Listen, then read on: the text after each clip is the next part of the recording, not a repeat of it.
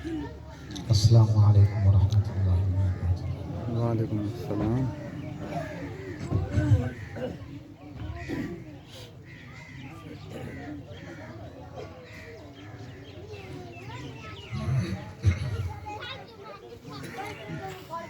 الحمد للہ وحدہ، الصلاۃ والسلام علی من لا نبی بعدہ، وعلی آلہ واصحابہ الذین اوفوا عہدہ، صلاۃ تکون للنجاة وسیلۃ ولرفع الدرجات کفیلا۔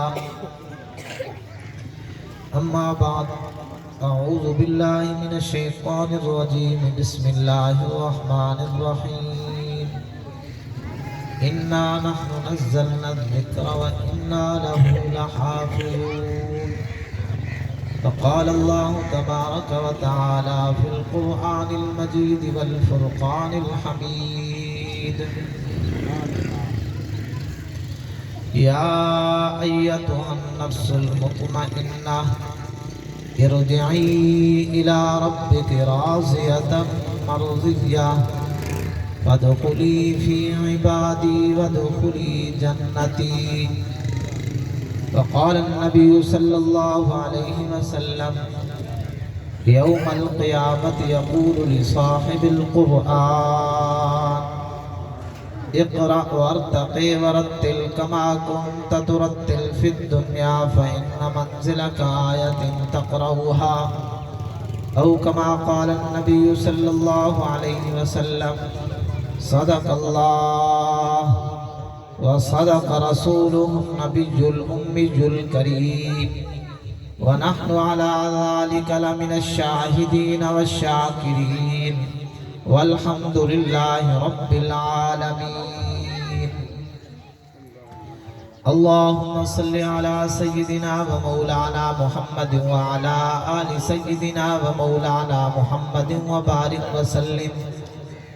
اللہم نور قلبی وزد قوت سمعی وبصری وحفظی، ربی زدنی علما وارزقنی فہما، سبحانک لا علم لنا الا ما علمتنا انک انت العلیم الحکیم۔ رضینا قسمت الجبار فینا لنا علم وللجہال مال، فإن المال يفني والعلم لا يزال، أكرم به أسفر راقت سفرته، جواب آفاق ترامت سفرة۔ انتہائی واجب الاحترام مکرم دوستو، عزیزان مکرم، ہم سب اس وقت جمع ہیں حافظ محمد عدنان کے ایصال ثواب کے لیے۔ اس حوالے سے ہم یہاں جمع ہوئے ہیں۔ عدنان کا زندگی کا ایک حصہ ہمارے پاس گزرا، ہمارے ساتھ رہا، ہم نے اس کی زندگی کو دیکھا۔ ہم تو یہ یقین کرتے ہیں کہ وہ جنتی تھا اور اس وقت وہ راحت اور جنت کے اندر ہے۔ قرآن پاک کے اندر اور احادیث مبارکہ میں جو بشارتیں حافظ قرآن کے لیے آئے ہیں، یقیناً وہ ساری کی ساری بشارتیں لے گئے۔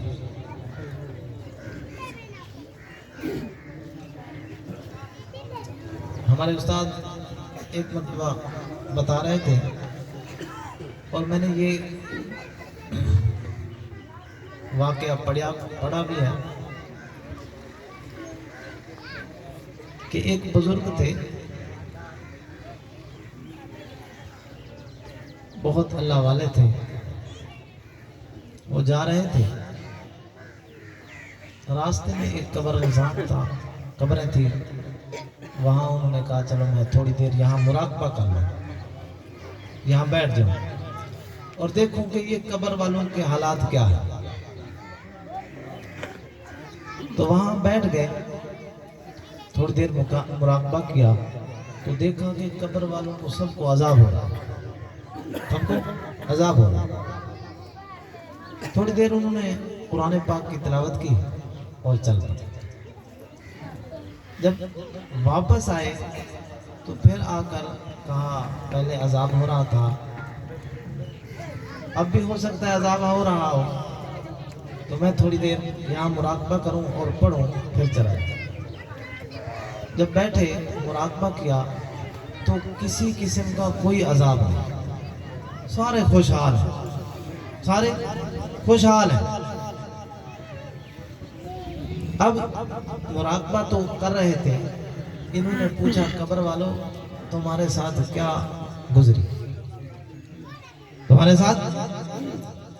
کہتے پہلے بہت عذاب ہو رہا تھا، تھوڑی دیر پہلے یہاں سے ایک کوا گزرا، قبرستان سے ایک کوا گزرا، اس کوے کی چونچ کے اندر ایک ہڈی تھی، اس نے وہ ہڈی یہاں پھینکی، اس ہڈی کی برکت سے عذاب ٹل گیا۔ انہوں نے پوچھا اس ہڈی کے اندر کیا تاثیر تھی، وہ ہڈی کی وجہ سے کیوں؟ کہتے ہیں وہ ہڈی ایک حافظ قرآن نے چوس کے پھینکی تھی، وہ ایک ہڈی ایک حافظ قرآن نے چوس کر پھینکی تھی۔ اللہ نے اس ہڈی کے اندر اتنی برکت ڈال دی کہ ہمارے قبر والوں کا عذاب دور ہو۔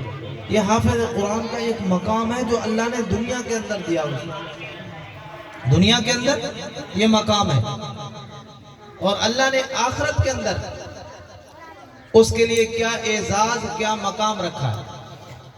صرف میں یہی بتلانا چاہتا ہوں کہ اللہ نے قیامت کے دن حافظ قرآن کے لیے کیا رکھا۔ قبر کے اندر بھی بہت سے مناظر ہوں گے، حافظ قرآن کے اعزاز و اکرام ہوگا، میدان حشر کے اندر بھی اعزاز و اکرام ہوگا، حوض کوثر پر بھی اعزاز و اکرام ہوگا۔ اب جنت کے اندر کیا ہوگا؟ جنت کے اندر ایک حشر کے اندر اعزاز و اکرام ہوگا، اور ایک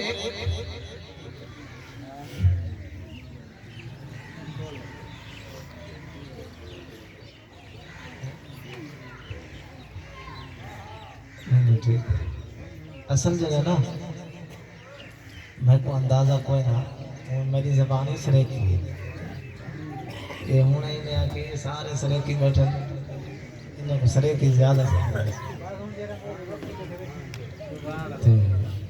میں تا یہ اردو ٹھیک ہے چلتی رہا، سمجھتا آدھی پہ سمجھ آدھی پہ رہا۔ ہاں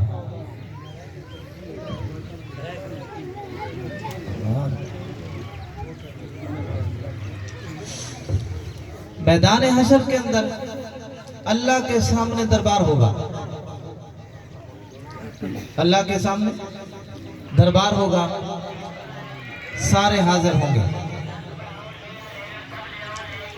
وہاں جتنے لوگ بھی ہیں، حاجی ہیں، نمازی ہیں، روزے دار ہیں، کسی کے لیے بلاوا نہیں آئے گا، حافظ قرآن کے لیے بلاوا آئے گا کہ حافظ قرآن کہاں ہے، حاملین قرآن کہاں ہے، جو قرآن پڑھنے والے، سکھانے والے، پڑھانے والے، وہ کہاں ہیں؟ تو حافظ قرآن سارے آئیں گے، اللہ تعالیٰ ان کو وہاں اعزاز دے گا، وہاں اعزاز دے گا۔ کیا؟ والدین، رشتہ دار، ایک والدین کے بارے میں، ایک رشتہ داروں کے بارے میں، اور ایک استاد جو ان کو پڑھانے والے ہیں، ان کو پڑھانے والے ہیں، اور ایک چوتھے جو اس حافظ قرآن پر خرچ کرنے والے ہیں۔ ان چاروں کو وہاں بلایا جائے گا اور حافظ قرآن سے یہ کہا جائے گا یہ ان سب کو لے کر تو جنت میں داخل ہو، ان سب کو لے کر جنت میں چلا جائے۔ تو وہ ان سب کو جنت کے اندر لے جائے گا۔ اب پھر جنت کے اندر جب داخل ہو جائیں گے تو وہاں بھی ایک منظر ہوگا۔ ایک مرتبہ جبرائیل علیہ السلام تشریف لائے، آقا دو جہاں امام الانبیاء، نام تو سنا ہے نا آپ نے، جانتے تو ہو، امام الانبیاء جن کے لیے یہ کائنات بنی۔ اللہ تعالیٰ فرماتے ہیں اگر یہ کائنات، اگر رسول اللہ صلی اللہ علیہ وسلم نہ آتے، میرے محبوب نہ آتے، میں نے ان کو پیدا نہ کرنا ہوتا تو یہ کائنات، یہ آسمان، یہ زمینیں، یہ کچھ بھی نہ ہوتا۔ صرف رسول اللہ صلی اللہ علیہ وسلم کی وجہ سے یہ ساری کائنات بنی۔ اللہ نے رسول اللہ صلی اللہ علیہ وسلم کا انتخاب خود کیا اور ان کی امت کا انتخاب بھی خود کیا، ان کی امت کا انتخاب بھی خود کیا۔ تو وہاں جنت کے اندر جبرائیل علیہ السلام آئے، ایک نقشہ تھا ان کے سامنے، جبرائیل علیہ السلام، اس نقشے کے اندر ایک سیاہ نقطہ لگا ہوا تھا۔ تو رسول اللہ صلی اللہ علیہ وسلم نے ارشاد فرمایا جبرائیل یہ کیا ہے، اور یہ سیاہ نقطہ جو لگا ہوا یہ کیا ہے؟ تو جبرائیل علیہ السلام کہنے لگے یا رسول اللہ صلی اللہ علیہ وسلم یہ نقشہ جنت کا نقشہ ہے، اور یہ جو سیاہ نقطہ لگا ہوا ہے یہ مقام مزید ہے۔ یہ کیا ہے؟ مقام مزید ہے۔ تو رسول اللہ صلی اللہ علیہ وسلم نے ارشاد فرمایا یہ مقام مزید کتنا بڑا ہے، یہ کتنا بڑا ہے؟ جبرائیل علیہ السلام فرمانے لگے یا رسول اللہ صلی اللہ علیہ وسلم میں اس میدان میں بہت گھوما ہوں لیکن میں ان کے کنارے نہیں دیکھ سکتا، یہ کتنا بڑا ہے۔ اب جبرائیل علیہ السلام، حدیث پاک کے اندر آتا ہے کہ جبرائیل علیہ السلام کے 200 پر ہیں۔ اب 2 پر اگر یہ کھول دیں، کتنے ہیں پر؟ 200۔ اگر 2 پر کھول دیں تو مشرق اور مغرب کو ڈھانپ لیں، اتنا بڑا فرشتہ۔ حدیث پاک کے اندر آتا ہے، سورۃ یوسف کے اندر یہ بات لکھی ہے تفسیر کے اندر، کہ جب یوسف علیہ السلام کو بھائیوں نے کنویں میں ڈال دیا، کنویں میں ڈال دیا، رسی کاٹ دی، لٹکایا اور رسی کاٹ دی، اس کے بعد اللہ تعالیٰ نے جبرائیل کو بلایا، رسی کٹ چکی تھی، اللہ نے حکم دیا جبرائیل یوسف کو بچاؤ، یوسف کو بچاؤ۔ تو یوسف علیہ السلام جب رسی کٹ گئی، نیچے گر گئے، جبرائیل علیہ السلام کو بعد میں حکم ملا، جبکہ یوسف علیہ السلام نیچے گئے تو جبرائیل نے نیچے پر بچھا لیے تھے، یعنی اتنی تیزی کے اندر آئے۔ وہ بیان کر رہے ہیں کہ یہ مقام مزید میں نے مکمل نہیں دیکھا کہ کتنا بڑا ہے۔ تو رسول اللہ صلی اللہ علیہ وسلم نے ارشاد فرمایا کہ یہاں کیا ہوگا، اس میدان کے اندر کیا ہوگا؟ کہا یا رسول اللہ صلی اللہ علیہ وسلم اس میدان کے اندر ایک اعزازی محفل ہوگی، یہ ایک اعزازی محفل ہوگی، یہاں انبیاء بھی جمع ہوں گے، اتقیاء بھی جمع ہوں گے، تمام امتیں جمع ہوں گی، تمام امتیں جمع ہوں گی، اور اللہ تعالیٰ کا عرش لگے گا، اللہ تعالیٰ کا عرش لگے گا، اللہ تعالیٰ اپنا دیدار کروائیں گے، اپنا دیدار کروائیں گے۔ جب وہاں سارا مجمع آ جائے گا، انبیاء کے منبر بھی لگ چکے ہوں گے، انبیاء کے منبر بھی لگ چکے ہوں گے، اصحاب سارے کے سارے ان کے ممبر لگ چکے ہوں گے، اولیاء اتقیاء سب کے ممبر لگ چکے ہوں گے، سب بیٹھ جائیں گے۔ اس وقت اللہ تعالیٰ کا عرش اترے گا، اللہ تعالیٰ وہاں بیٹھیں گے، تو ساری کی ساری انسانیت جو جنت میں ہوگی وہ اللہ کا دیدار کرے گی۔ یہاں منظر جو ہوں گے نا وہ میں بیان کرنا چاہتا ہوں۔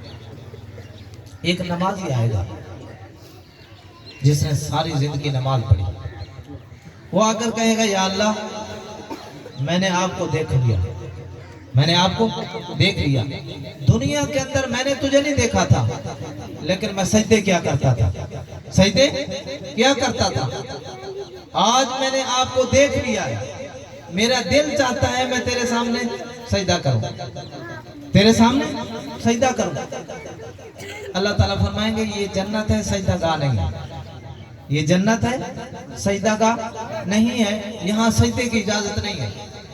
وہ دنیا میں تھی لذت جو تم حاصل کریں۔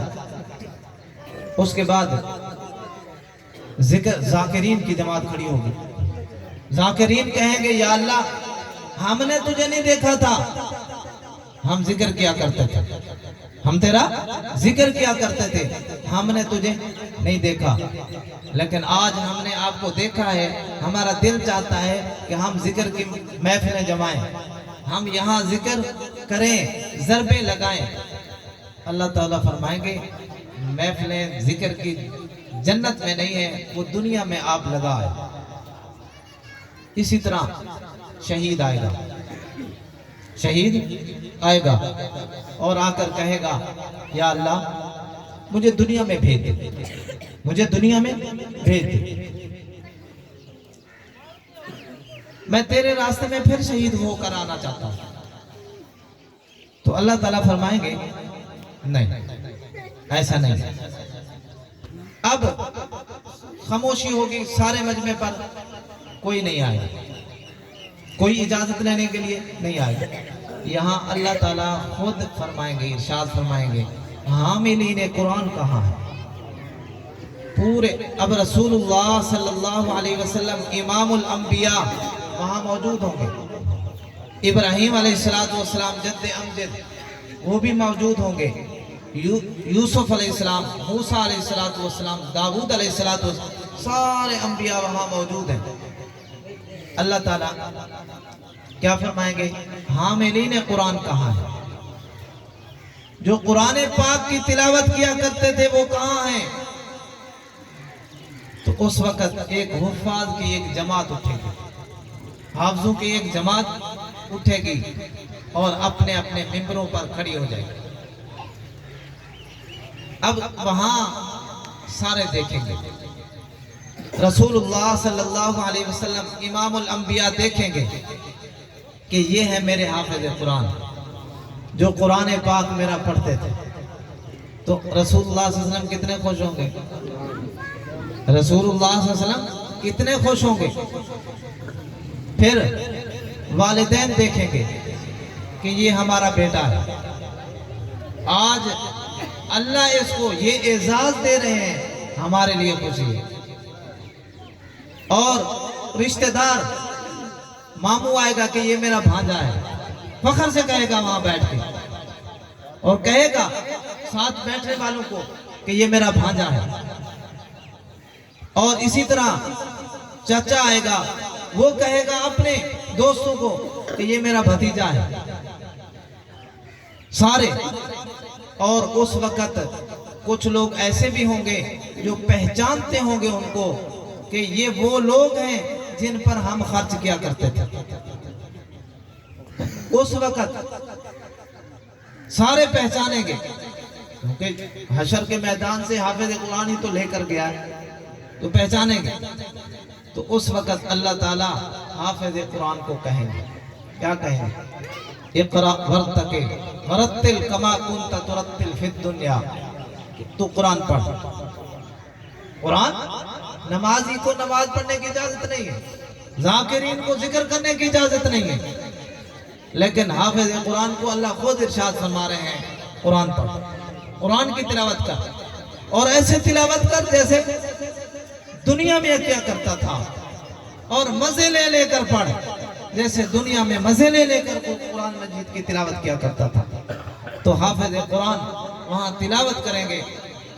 हदीस पाक के अंदर आता है अल्लाह ताला दाऊद अलैहिस्सलाम वाली आवाज देंगे। दाऊद अलैहिस्सलाम जब अपनी ज़बूर की तिलावत किया करते थे तो हवा में परिंदे रुक जाया करते थे, ऐसी सुरीली आवाज थी। तो जन्नत के अंदर हाफिज कुरान को दाऊद अलैहिस्सलाम वाली आवाज दी जाएगी और रसूलुल्लाह सल्लल्लाहु अलैहि वसल्लम जैसे अखलाक दिए जाएंगे, अखलाक दिए जाएंगे और आदम अलैहिस्सलाम वाला कद होगा और हुस्न यूसुफ अलैहिस्सलाम जैसा हुस्न होगा। और हमेशा के लिए अल्लाह ताला फरमाएंगे तुम कुरान पढ़ते रहो और जन्नत के दर्जात पर चढ़ते जाओ, जहां आखिरी तुम्हारी आयत होगी वो तुम्हारा मकाम है। तो कितने खुशकिस्मत नसीब हैं वो वालिदैन जिनकी औलादे कुरान पढ़ती हैं, और कितने खुश नसीब हैं वो लोग जिनके भतीजे भांजे कुरान पाक पढ़ते हैं। और क़यामत के दिन ये कितनी सारे इरादा रखते हो ना कि ये मकाम हमें नसीब हो क़यामत के दिन, ये नसीब हो हमें क़यामत के दिन। तो अल्लाह ताला के नबी इमामुल अंबिया इमामुल अत्किया उनके लिए ये मकाम है कि उनको अल्लाह ने ये कलामुल्लाह दिया और उनके वास्ते से ये कलामुल्लाह हमें मिला। हमारे बच्चे खुश नसीब हैं। हदीस पाक के अंदर आता है कि क़यामत के दिन अल्लाह ताला हामिलीन कुरान हाफिज कुरान के लिए इरशाद फरमाएंगे कि आप जितने लोग सिफारिश करना चाहते हो कर लो, जितने लोगों की सिफारिश करना चाहते हो कर लो। बाज़ रिवायात के अंदर तो ये बात आती है ना कि 10 आदमी जिन पर जहन्नम वाजिब होती, अल्लाह ताला हाफिज कुरान से कहेगा इनमें से जितने चाहते हो ले जाओ, तो वो सारे के सारे बख्शे जाएंगे। एक हड्डी के अंदर अल्लाह ने इतनी बरकत रखी है तो खुद हाफिज कुरान के वजूद के अंदर कितनी बरकत है। तो हाफिज कुरान जो भी बनेगा उसके लिए तो एजाज है ही है। उनके वालिदैन के लिए अल्लाह ने जो एजाज रखा है,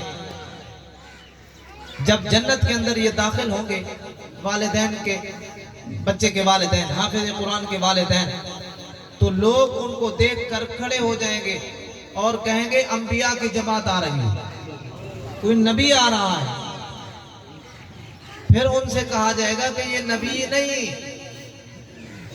जन्नत के दरोगा कहेंगे ये अंबिया नहीं, ये सहाबा कराम नहीं, ये औलिया नहीं है, ये अतकिया नहीं है, ये वो लोग हैं जिनके बच्चे कुरान पढ़ते थे, जिनके बेटे हाफिज कुरान थे, कुरान पाक की तिलावत किया करते थे।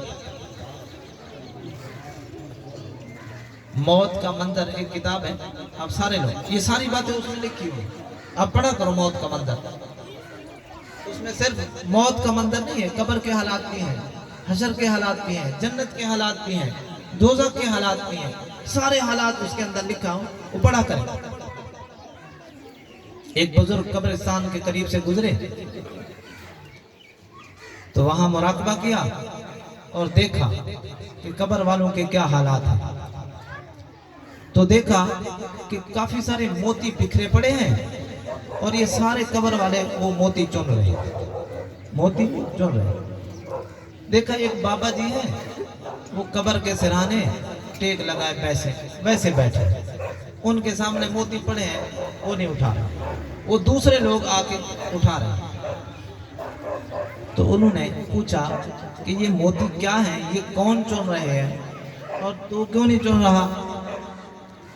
तो वो कहने लगा कि अभी थोड़ी देर पहले यहाँ से एक आदमी गुजरा था, उसने सूरत फातिहा पढ़ी اور ان کو بخش دی۔ یہ وہ ثواب ہے جو یہ اکٹھا کر رہے ہیں، یہ وہ ثواب ہے جو یہ اکٹھا کر رہے ہیں۔ تو انہوں نے پوچھا آپ کیوں نہیں اٹھا رہے، کیا آپ کو ضرورت نہیں ہے؟ وہ بابا جی کہنے لگے کہ میرا ایک بیٹا حافظ قرآن ہے اور فلاں بازار کے اندر اس کی دکان ہے، وہ دکان پر بیٹھ کر میرے لیے روزانہ ایک قرآن مجید پڑھ کے بھیجتا ہے۔ میرا بیٹا دکان کر رہا ہے، دکان پر بیٹھ کر ہم تو سمجھتے ہیں یہ دکاندار یہ دنیا دار ہے، یہ دنیا دار ہے۔ اب ایک بیٹا قرآن، مجھے یاد آ گیا جنید بغدادی رحمۃ اللہ علیہ، آپ نے نام سنا ہوگا، امام الاتقیاء ہے، امام الاتقیاء۔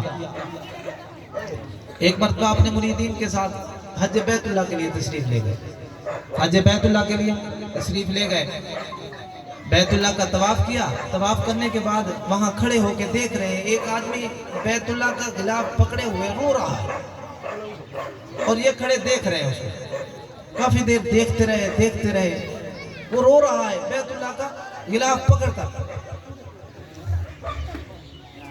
اب تھوڑی دیر دیکھتے رہے، پھر مسکرائے اور وہاں سے چل پڑے۔ اسی طرح جا رہے ہیں، بازار کے اندر داخل ہوئے، مریدین سارے ساتھ ہیں۔ دیکھا ایک آدمی دکان پر کھڑا کپڑا بیچ رہا ہے، اس کو دیکھنا شروع کر دیا، دیکھتے رہے کافی دیر، پھر مسکرائے اور وہاں سے چل پڑے۔ تو مریدین نے پوچھا آپ نے اس کو بھی دیکھا اور مسکرائے، دیکھتے رہے، اور اس بیت اللہ کے اندر جو غلاف کعبہ پکڑ کر رو رہا تھا اس کو بھی؟ کہا وہ جو بیت اللہ کا غلاف پکڑ کے رو رہا ہے وہ بیت اللہ کے ساتھ چمٹا ہوا ہے، رو رہا ہے، غلاف کعبہ پکڑا ہوا ہے، لیکن اس کا دل اللہ کی طرف متوجہ نہیں ہے، اس کا دل اللہ کی طرف متوجہ نہیں ہے۔ بیت اللہ کے اندر کھڑا ہے، اس کا دل دنیا کے اندر لگا ہوا ہے، دنیا کے اندر یہ پھنسا ہوا ہے، اس لیے یہ یہاں رو رہا ہے، اس کا دل وہاں ہے، اللہ کی طرف متوجہ نہیں ہے۔ اور یہ ایک کپڑا بیچ رہا ہے، یہ کپڑا بیچ رہا ہے، دنیا کے اندر تمہیں نظر آ رہا ہے کہ دنیا کے اندر گھسا ہوا ہے، لیکن اس کا دل اللہ اللہ کر رہا ہے، اس کا دل اللہ اللہ کر رہا ہے۔ یہ مال و دولت یہ نعمت ہے اللہ کی، یہ کیا ہے؟ اگر اللہ نے دی ہے تو یہ نعمت ہے۔ ایک مرتبہ غالباً حضرت ابو ہریرہ رضی اللہ تعالی عنہ آئے اور آ کر عرض کی یا رسول اللہ صلی اللہ علیہ وسلم، ہم غریب لوگ ہیں، ہم اللہ کے راستے میں خرچ نہیں کرتے، اور یہ جو لوگ ہیں یہ مالدار ہیں، اللہ کے راستے میں خرچ کرتے ہیں، یہ ثواب ہم کیسے لیں، ہم کیسے لیں؟ تو اللہ نے سبحان اللہ، الحمدللہ، اللہ اکبر، یہ تسبیح بتائی کہ یہ کر لیا کرو، ان کے برابر تمہیں ثواب ملے گا، ان کے برابر تمہیں ثواب ملے گا۔ اب جب یہ تسبیح شروع کی تو چند دن کے بعد ان مالداروں نے بھی وہ تسبیح شروع کر دی۔ اب وہ پھر گئے یا رسول اللہ صلی اللہ علیہ وسلم اب ہم کیا کریں؟ اب انہوں نے وہ بھی تسبیح شروع کر لی۔ تو اللہ تعالیٰ کے نبی نے ارشاد فرمایا ذالک فضل اللہ یؤتیہ من یشاء، یہ اللہ کا فضل ہے، اللہ جس کو دے دے، یہ اللہ کا فضل ہے جس کو دے دے۔ سلیمان علیہ السلام اللہ نے سلطنت ایسی دی کسی کو نہیں دی، کسی کو سلطنت مال و دولت ایسا دیا کسی کو نہیں دیا، لیکن ان کے لیے یہ رحمت بنا، انہوں نے مال و دولت کے اندر رہتے ہوئے اللہ کو راضی کیا، اللہ کو راضی کیا۔ تو میں عرض کر رہا تھا کہ والدین، حافظ قرآن کے والدین کو اللہ تعالیٰ جب یہ جنت کے اندر داخل ہوں گے تو لوگ دیکھ کے کیا کہیں گے؟ لوگ کیا کہیں گے؟ یہ انبیاء آ رہے ہیں۔ تو لوگ کہیں گے یہ انبیاء نہیں ہیں، یہ اتقیاء نہیں ہیں، یہ حافظ قرآن کے والدین ہیں. تو سارے یہ ارادہ کریں کہ ہم اپنے بچوں کو قرآن پڑھائیں گے, اپنے بھتیجوں کو قرآن پڑھائیں گے, اپنے بھانجوں کو قرآن پڑھائیں گے, اور قرآن پڑھنے والوں پر خرچ کریں گے نا سارے. آخری بات, قرآن پاک کے اندر احادیث مبارکہ کے اندر یہ بات آتی ہے کہ 2 آدمی ایسے ہیں جن پر ہر وقت اللہ کے رحمت برستی رہتی ہے. 2 آدمی ایسے ہیں جن پر اللہ کی رحمت ہر وقت برستی رہتی ہے. ان میں سے ایک حافظ قرآن جس نے قرآن پڑھا اور ہر وقت اس کی تلاوت کرتا رہتا ہے, اللہ تعالیٰ اس پر. اور ایک شخص وہ ہے, حدیث پاک کے اندر آتا ہے کہ جو آدمی 2 آدمیوں کے درمیان صلح کرا دے, 2 آدمی لڑے ہوئے ہیں, ان کے درمیان اس نے صلح کرا دی, اور اسی کوشش کے اندر رہتا ہے, صبح اٹھا کہ یار میں ان لوگوں کو تلاش کروں جو لڑے ہوئے ہیں, میں ان کی آپس میں صلح کرا دوں. اس پر ایک حدیث مجھے یاد آ گئی. ایک مرتبہ امام الانبیاء سرور کائنات صلی اللہ علیہ وسلم گھر کے اندر داخل ہوئے. اما عائشہ صدیقہ رضی اللہ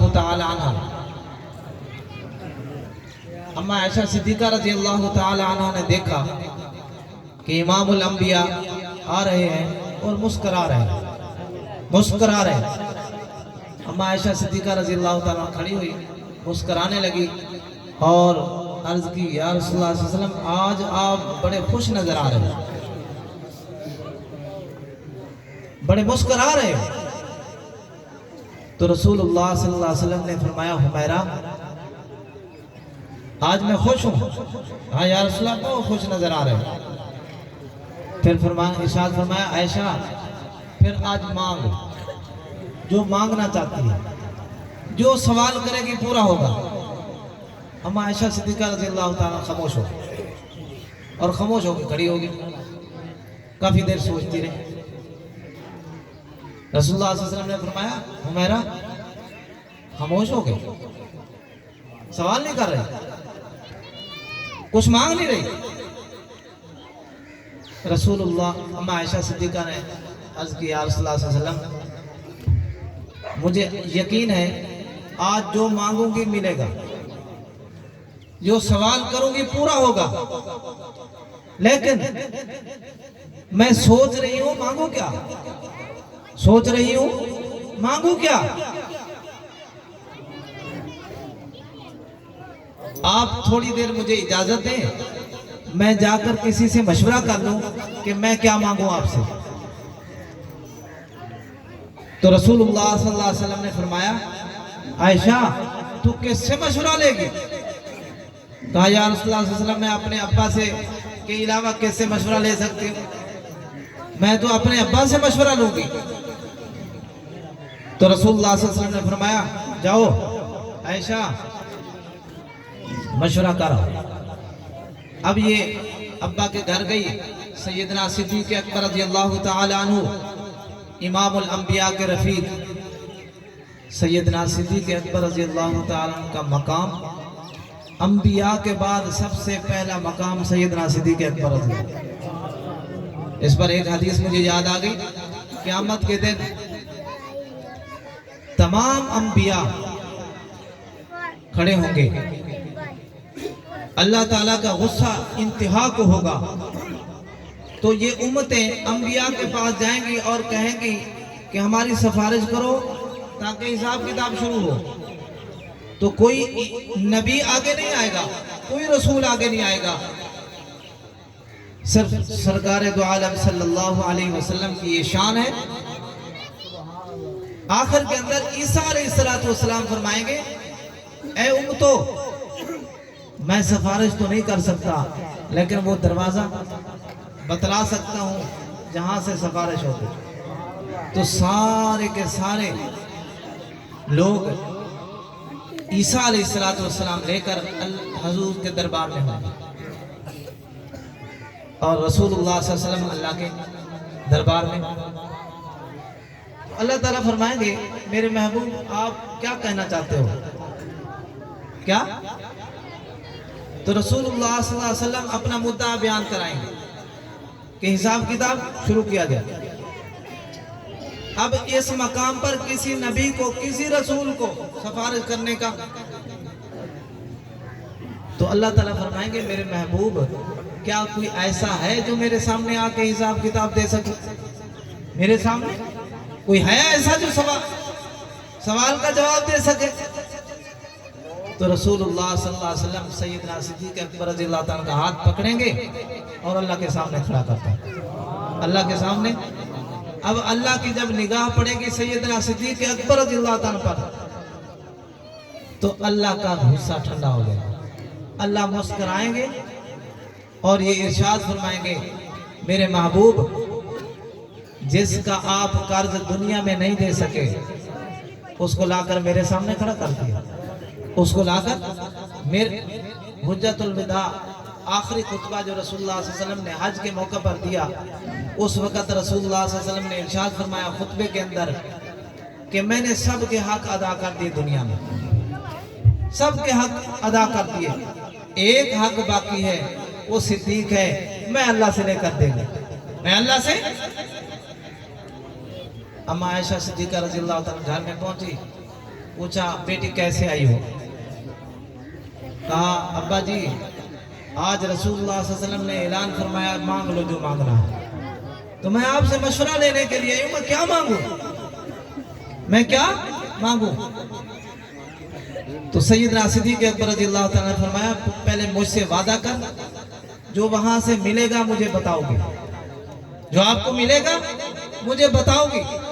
کہا ابا وعدہ کرتی ہوں بتلاؤں گی. کہا پھر ایسے کرو رسول اللہ صلی اللہ علیہ وسلم سے عرض کرو یا رسول اللہ صلی اللہ علیہ وسلم آپ عرش پر گئے تھے. یہ سب کا ایمان ہے نا، یہ رجب کا مہینہ ہے، اسی مہینے میں رسول اللہ صلی اللہ علیہ وسلم کو معراج ہے. ہم معراج کے قائل ہیں، مانتے ہیں. رسول اللہ صلی اللہ علیہ وسلم عرش پر گئے اور اسی جسم کے ساتھ گئے، اسی جسم کے ساتھ گئے. کہا عرش پر گئے تھے، اللہ سے ہم کلام ہوئے. اس وقت اللہ تھے یا آپ؟ تو وہاں عرش پر بیٹھ کر آپ کی آپس میں کوئی راز کی باتیں ہوئی تھی، راز کی باتیں ہوئی تھی. ان میں سے کوئی ایک بات راز کی ہمیں بتلا دو. اب مانگا تو کیا مانگا، یہ انہی کی شان ہے. سیدنا صدیق اکبر رضی اللہ تعالیٰ عنہ کا باپ صحابی، خود صحابی، ان کا بیٹا عبد الرحمن وہ بھی صحابی، اور ان کا پوتا عبد الرحمن کا بیٹا وہ بھی صحابی. 4 پشتیں. یہ اعزاز سیدنا صدیق اکبر رضی اللہ تعالیٰ کو اور کسی کو یہ اعزاز نہیں ہے. تو اما عائشہ صدیقہ رضی اللہ تعالیٰ جب واپس آئی، رسول اللہ صلی اللہ علیہ وسلم نے فرمایا عائشہ تمہارا باپ بیٹی کا کیا مشورہ ہوا؟ تو اما عائشہ نے عرض کی یا رسول اللہ صلی اللہ علیہ وسلم ہمارا یہ مشورہ ہوا. تو رسول اللہ صلی اللہ علیہ وسلم اٹھ کر بیٹھ گئے، اپنے کپڑوں کو سیدھا کیا اور سنجیدہ ہو کر فرمایا عائشہ میں عرش پر گیا، میں نے آسمان کراس کیے، جنت دوزخ کراس کر گیا، عرش معلیٰ پر پہنچا، اللہ کے سامنے حاضر ہوا، حاضری ہوئی، ہماری آپس کی باتیں ہوئی. تو اللہ تعالیٰ نے ان باتوں میں سے ایک بات یہ ارشاد فرمایا محبوب اپنی امت کو بتلا دینا، اور آپ کے لیے خوشخبری ہے جو آدمی 2 دلوں کو آپس میں جوڑ دے گا اس کے لیے جنت واجب ہے. جو آدمی 2 دلوں کو آپس میں جوڑ دے گا اس کے لیے جنت واجب ہے. تو اما عائشہ صدیقہ رضی اللہ تعالیٰ نے یہ بات سنی اور اٹھ کھڑی ہوئی. کہاں جا رہی ہو؟ کہا میں اپنے ابا سے وعدہ کر کے آئی تھی، یہ بات میں ان کو ضرور بتلاؤں گی. تو رسول اللہ صلی اللہ علیہ وسلم مسکرا پڑے اور کہا جاؤ. اب وہاں جب پہنچی یہ منظر، اصل میں یہ بات بتانا چاہتا ہوں، یہ آخری منظر. اما عائشہ صدیقہ رضی اللہ تعالیٰ عنہ گھر میں داخل ہوئی، सैयदना सिद्दीक़ अकबर रज़ियल्लाहु सीन के अंदर टहल रहे हैं, चल रहे हैं, कभी इधर कभी उधर, इंतजार में। जो ही अंदर दाखिल हुए कि दौड़ पड़े, कहा बेटा जल्दी बताओ वो बात क्या है। तो अम्मा आयशा सिद्दीक़ा रज़ियल्लाहु ताला ने खुशी के आलम के अंदर आकर फरमाया, अब्बा जी रसूलुल्लाह सल्लल्लाहु अलैहि वसल्लम ने ये एक राज की बात बतलाई है कि अल्लाह ताला फरमाते हैं जो दो दिलों को आपस में जोड़ देगा उसके लिए जन्नत वाजिब है, उसके लिए जन्नत वाजिब है। सैयदना सिद्दीक़ अकबर रज़ियल्लाहु ताला अन्हु ने ये बात सुनी और चीख मारी, रोते हुए गिर गए, रोते हुए गिर गए। अम्मा आयशा सिद्दीक़ा रज़ियल्लाहु ताला अन्हा फरमाती हैं, मैं परेशान हो गई कि ये मैंने क्या कह दिया, या मैंने बात गलत कह दी, ऐसे नहीं थी या कोई। जब सैयदना सिद्दीक़ अकबर रज़ियल्लाहु ताला उठकर बैठे तो अम्मा आयशा सिद्दीक़ा रज़ियल्लाहु ताला ने अर्ज की, अब्बा जी क्या बात है, मैंने कोई गलत बात कह दी। कहा बेटा तूने गलत बात नहीं की, सही बात की है। आपने ये बात की कि जो दो दिलों को आपस में जोड़